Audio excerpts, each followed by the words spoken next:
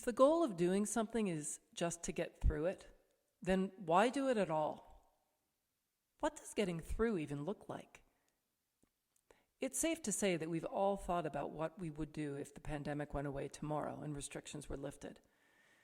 A charged avalanche of visceral, vivid visions of all the things we've been missing.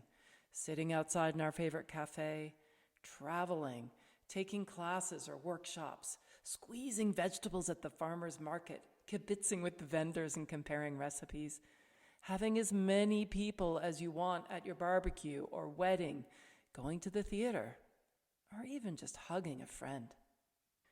It's so easy to imagine an endless array of possibilities. When we think about what's been taken away from us, we are suddenly hyper-aware of what we took for granted, reminded of the things maybe we hadn't appreciated as much when we did have them. So when I started writing this, it was August. So this next bit is somewhat prescient. I said, although I truly do believe that a vaccine will be created and things will resume to normal eventually, what if they don't?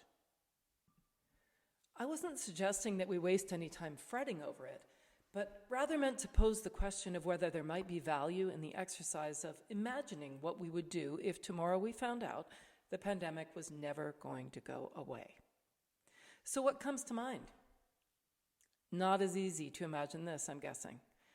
It's so difficult to access the world of possibility when we feel victimized by things that are out of our control.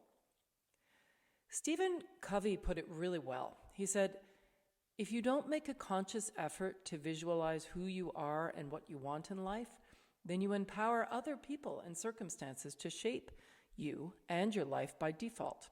It's about connecting again with your own uniqueness and then defining the personal, moral, and ethical guidelines within which you can most happily express and fulfill yourself. All right. Wait. Is this like grief? Wondering, dreaming, fixating on what we might be doing if? I know sometimes we get trapped in looking through the lens of how things would be different, if only. If only things were different. If only I hadn't. In his seminal work, Man's Search for Meaning, Viktor Frankl's accounts of surviving 4 years in a Nazi death camp has moved millions of readers with his descriptions of life lived and lessons learned for spiritual survival. Although he managed to survive, he lost both his parents, his brother, and his pregnant wife. His book is based on his own experience and the stories of many of his patients, and it highlights the idea that we can't avoid suffering, but we can choose how to cope with it, find meaning in it, and move forward with renewed purpose.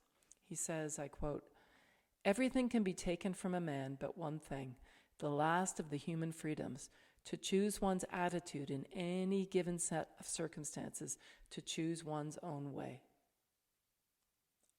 Amazing observation coming from this brilliant man.